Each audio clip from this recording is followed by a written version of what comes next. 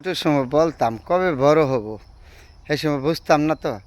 আজকে বড় হইয়া বুঝতে পারছি বড় হওয়া যে কী যন্ত্রণা, কী জ্বালা।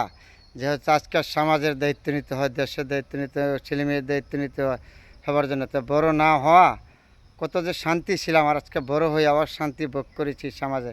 কতটুকু সুখ দুঃখে আসি সেটার বইলা শেষ করা যাবে না। তাহলে না বুঝতে আমরা অনেক কিছু করছি ছোটোর সময়, তো এগুলি আমরা বলছি কবে বড় হব, কবে কী করবো। এখন তো বড় হইয়া যন্ত্রণা বেড়ে গেছে আমাদের, তাই না?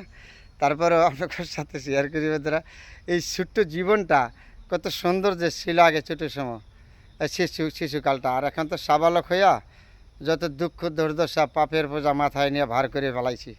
তারপরে বন্ধুরা কিছু করার নাই, বাস্তবিক করতে গেলে অনেক কিছু করতে হয়।